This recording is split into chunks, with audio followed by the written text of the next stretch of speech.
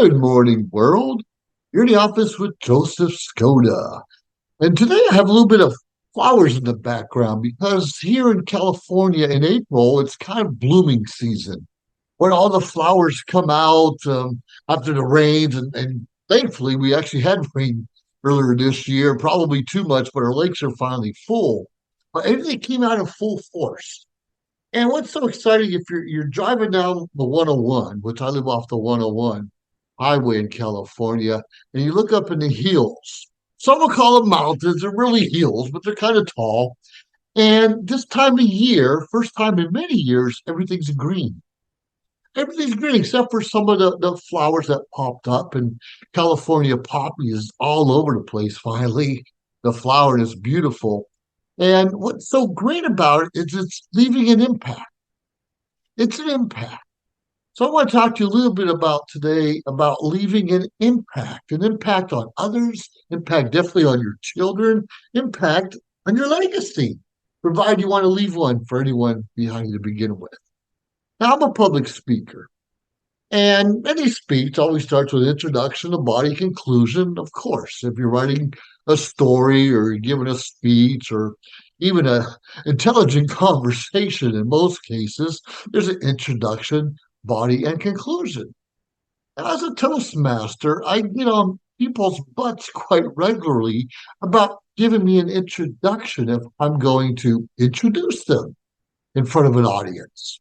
And some people say, well, here's my title, here's my name. Okay, Joe Skoda likes fun, Joe Skoda. That doesn't give a big impact or even the audience an idea of what I'm going to talk about. Now, I could say simple, oh, Joseph Skoda comes from Ohio and he grew up in the snow and he grew up fishing and he traveled the world to do these things. So please help me welcome Joseph Skoda, where he talks about having fun. Now that leaves an impact. That leaves something like, ooh, what's he going to talk about? And here's a secret too. Here's something you have to be conscious of. If you're going to give an introduction like that, and that was a little short, I would probably have a little longer introduction, no more than 5 or 6, maybe 8 sentences, really short. But if you're going to give somebody like, whoa, I want to hear more, you better give them more. Right.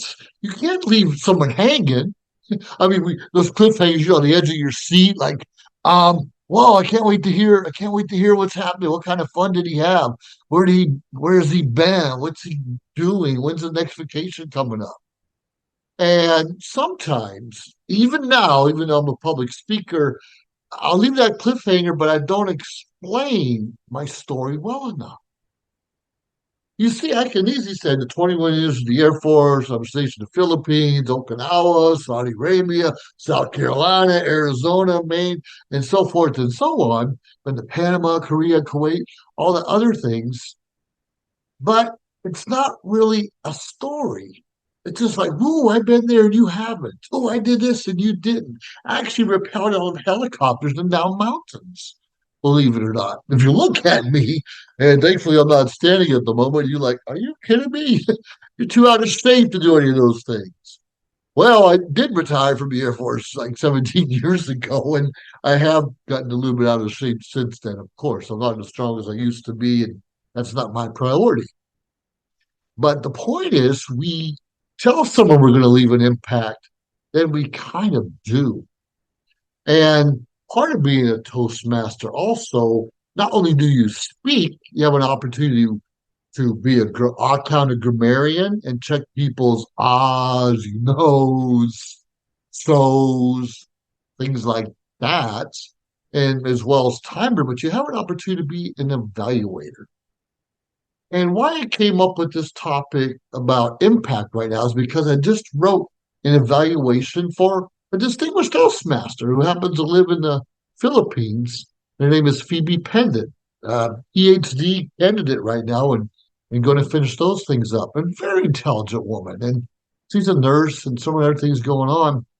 And she talks a little technical sometimes. And she's traveled the world and she's seen things and been to places I never even heard of. And the law studies here in the United States also. And But sometimes when she speaks, it's not necessarily monotone because I speak a little more boisterous or boisterous than the average person, and I pause a little bit differently, and I can get excited and get your attention in my own way. But she was given an acceptance speech because she just won an award recently from the university she went to, and she was being recognized, and it was good. But I felt she could have gave a little more impact. Like, wow, okay, I did this, I won this, I'm surprised, I'm shocked, I'm grateful, so forth and so on. But I didn't hear that closing message. Like, if you work on determination and discipline and dedication, you can accomplish all these things too. Now she did it in her own way, and nothing wrong with that. But it depends on your audience. Now I'm speaking to a camera right now, of course, and there's no audience behind me or in front of me at the moment. And if you're speaking in a small room or with a couple people, or you're speaking in a big room, it's obviously you're going to act a little bit differently. Like I will over exaggerate my gestures. I happened to be in a Toastmasters meeting last night at a local community college called Ellen Hancock College. A lot of good people there. And I invited a friend of mine who's a doctor, also Dr. David Lohman, and Air Force veteran like me. And he gave some pointers to the audience. I mean, me and him have been friends for a long time, but I'm always learning something from him. And he mentioned that sometimes you need to over exaggerate. And we were doing a table topic session where he'd ask a question. And part of being a table topics master is to ask the question, get everyone on the edge of their seats. Is he going to call on me? Is he going to call on me? What's the question going to be like? And he did really well. And he asked me a really simple question. Well, first of all, he asked the audience, all right, there's a baby elephant and he's stuck in the muddy murk. What are you going to do to get him out? Something like that. And he says, Joseph. So it was on me. Now, realize there's 10 people or more in the audience, and he could have called on any one of us. So we have to think about what would I do? What would I say? And he's like, make sure that you play the part, not just say, well, I get a tow truck and get them out. No, I went around. Okay, everybody get around. Everybody, we're going to do a prayer. Everybody put your hands around this elephant and wish it or pray it up in the air, something like that. Okay, everybody lift. Everybody lift. And I did like 3 or 4 times. It didn't work. Okay, we need to try something else. But the point is, I was leaving an impact and something for the other ones behind me to follow and do their own thing, but show the importance. Sometimes we have to over exaggerate if you're talking or speaking. Now, not necessarily over exaggerate your story per se, but over exaggerate the gestures, maybe just a smile, whatever it is to get people's attention because we always hear facts tell and stories sell. Facts tell and stories sell. Okay, there's a million people in the world, and we know there's billion. I think it's 8 billion people in the world.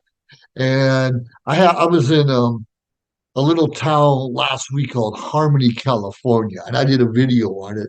And there's 18 people on the registry in that town. Okay, so say Harmony got 18 people. Okay, wonderful. They may remember it, they may not. But I say, oh, Harmony.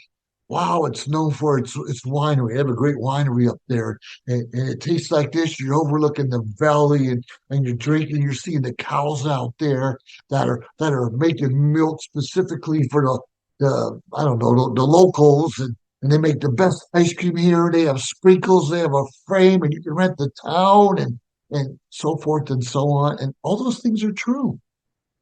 Now that's a lot more exciting than say Harmony, California, 18 people between Morro Bay and Cambria, California, on the Route 1 along the coast. Beautiful area.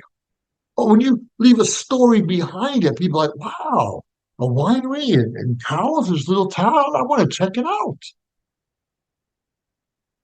What are you and I doing and saying and being involved in that people want to check it out? want to check us out. What are you and I doing to leave an impact on our children? We don't have to be multimillionaires. We don't have to have the best job in the world. We don't have to have the nicest house. But like my haircut, but what are we doing to just leave a positive influence and impact on everyone around us? Now we all have bad days. We all have bad days. We have a pain. In fact, my left foot right now is wrapped up. I'm going to have an ankle pain off and on for several months now. But my kids don't need to see that. My friends don't need to see that, and you don't need to see my pain unless you're talking about something about pain, and it's okay to be real. We should be real. Like, yeah, and my ankle, my foot does hurt, and I'm going to take it out. And the bottom line is I have flat feet.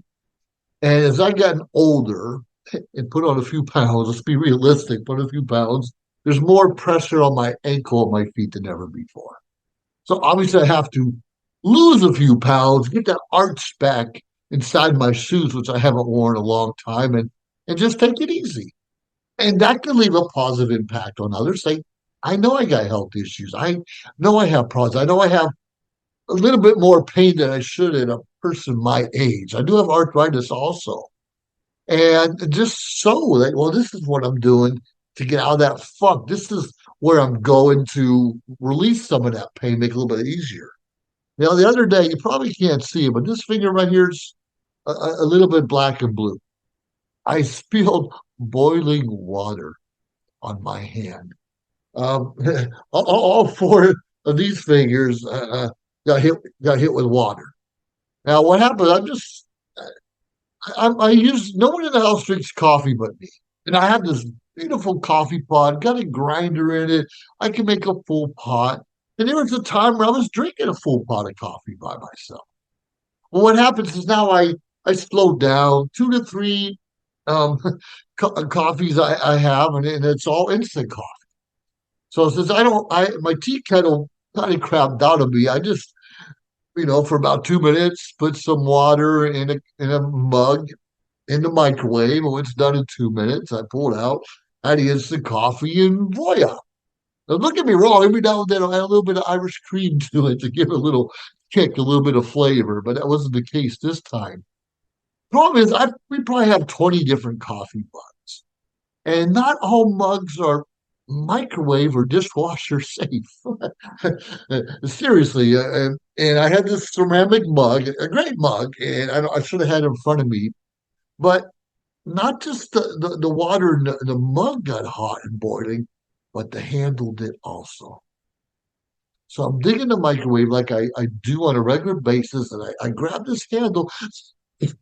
As my hand's shaking off it, the water spilled off of it. It's hitting on my hand, and and I actually was in the middle of a meeting, a Toastmasters meeting. What a coincidence! That seems to be what I do mostly. I was in the middle of the meeting. I'm a sergeant arms of that club, so I have to set up the equipment and get the Zoom thing going. And we got people from all around the world, not just the Philippines and Malaysia and Singapore and Thailand, but we got people from Barbados and all over California and the US, and we got visitors from Saudi and so forth and so on. It's a lot of fun. But when you're trying to leave an impact, like this is a friendly club, come join us. And I was smart enough to shut my video off, which you can do in a meeting, and I'm out there getting my coffee ready, and I'm coming back. Oh, this hurts. This hurts. We need to pay attention to things that hurt us and let people know. And I mentioned, like, yeah, I burned myself. And later on that day, I had a meeting with someone. They called me, and I said, I'm a little bit behind. I said, have you ever spilled boiling water on yourself? And I said, I did all over my hand. This woman's like, well, yeah, once upon a time I did it on my head. Like, oh, that's a whole different story. She poured boiling water on her head by accident. I didn't get the whole story or situation, but hand, things will leave a bigger impact on you than some other things. Regardless of what we're talking about or what we're doing in life, what are we doing to be positive? I mean, we might wake up on one side of bed or the other, and we might be pissed off from the night before someone did us wrong, lost a job, stock market, so forth and so on. quite frankly, look at our government. There's a reason right now to be um, angry.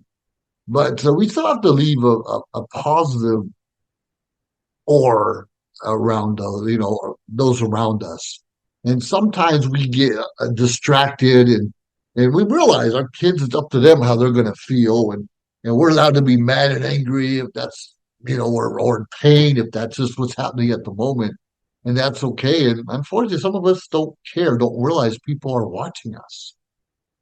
I do a lot of talks about, well, a lot of motivational talks about we're in a glass bowl, people watching us, and how do we motivate others, and what inspires people over here. And I do a lot of training. So please reach out to me if you need something like that, because I get off. That doesn't right. Anyways, I get excited when I'm passionate and talk about something that means a lot to me. But with that being said, if you have a story and you want to find a way to motivate others, if you want to find a way to inspire others, and like I said, leave a good speech, introduction, body, conclusion. And remember, facts tell, but stories really sell. I poured boiling water a lot of places, and sadly, my girlfriend poured some in her lap a couple months ago, making soup, and it spit all over her. But it's a long story, and some things never quite heal as right as they're supposed to. And she's going to get mad at me for mentioning those kinds of things. But we all have stuff in our life that hurts, that's painful, that's negative, that leaves us uncertain about the future. And that's okay. But look at the flowers behind me. They're blooming. In fact, I'm even going to change the background a little bit. For instance, here's some more flowers, some more blooming going in California. I did a speech not too long ago that asked me, "What's your favorite flower?" And it wasn't the rose, it wasn't the carnation, it wasn't even the California poppy. It was this one. You know this one? The dandelion. We don't see a lot of dandelions in California, but they're all over the Midwest in Ohio, where I grew up with. And what's exciting about them, I know it's just old wives' tale, but if you rub a dandelion or someone's chin and their chin or their face turns yellow, then they like butter. I don't know how true that is. It doesn't matter. But what are some of the suggestions or old wives' tales that you've heard like over the years, and you don't know if it's true or not? But the dandelion, obviously, if you rub it hard enough, your chin is definitely going to turn yellow. Very interesting, different things we do in our lives, and it will leave an impact. So I challenge each and every one of you to find a way to leave a positive impact. Negative. I mean, if someone did you wrong, yeah, you definitely want to leave an impact. I got you. I totally understand you. But whatever it is, make sure it counts. Make sure whatever you do counts. It means something. I love this gavel. I used to carry around a lot, and I installed new officers the other day, disabled American veterans in San Luis Obispo, and I brought my gavel with me. And I use it quite a bit when I just to leave an impact, to leave a message that people can remember. And all of you know, I like a good old fedora, a good old hat. What do you do so people are going to remember you and what you have to say, and more importantly, what you stand for? With that being said, this has been Joseph Skoda in the office, and I look forward to hearing some of the things that you're doing out there. And please subscribe to our channels and look out there for one another. Have yourself a good life. Nothing's perfect. Neither are we, but that's okay. We can still have a good life. Have a great day, everyone. Joseph Skoda, over and out. Bye. If you liked our show, please subscribe to our YouTube channel or find us on any social media platform, Instagram, of course, Facebook. Like, subscribe, share. We appreciate it. Let us know your thoughts and join our team. Anyways, we appreciate you staying tuned week after week, day after day, because we continuously build up our network to bring to you what you're asking for. Have a great day.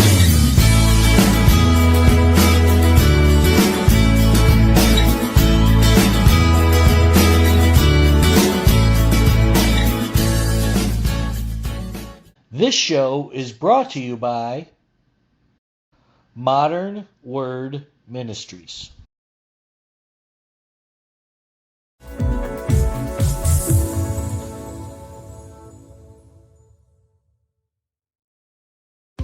Trying to buy a home these days is tough. We know. We hear it every day. Home inventory is at an all-time low. It's a seller's market, and cash buyers have the advantage. Recently, cash buyers made up more than a quarter of all home purchases. So, how do you compete with cash buyers and win? By becoming a cash buyer yourself. How do you do that? With New American Funding's Buyer Accepted program. Here's how it works. Buyer Accepted LLC, an affiliated company of New American Funding, will buy your new home with cash and sell it back to you for the original purchase price, plus a service fee that can be added to the purchase price of the home once you secure mortgage financing with New American Funding. This turns you into a cash buyer and helps you win the bidding war. And the best part? You don't need to sell your current home first.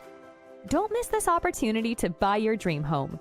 Call New American Funding today or visit newamericanfunding.com to learn more about becoming a cash buyer and winning the bidding war.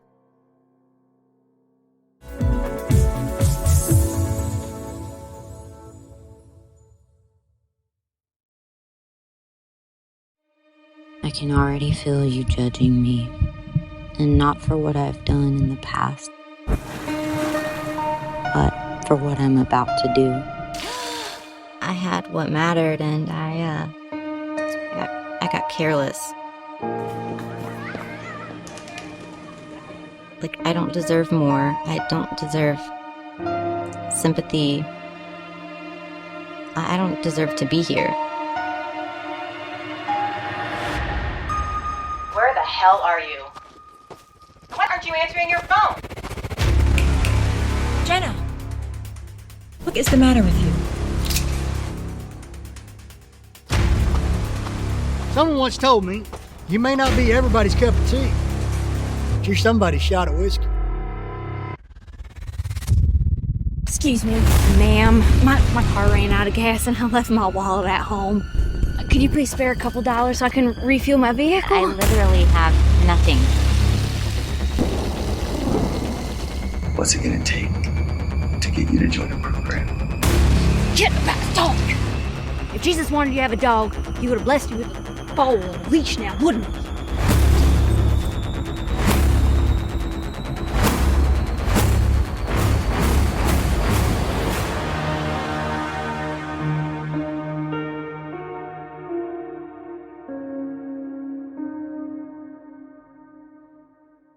Social Media Shows is a production company based here in Las Vegas, Nevada.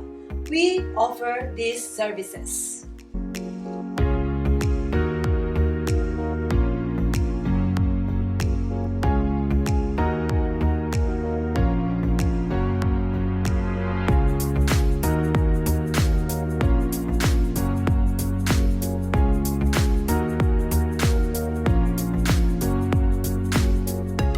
We've been streaming shows live in real time for over 4 years on major social media platforms and also on our website socialmediashows.com.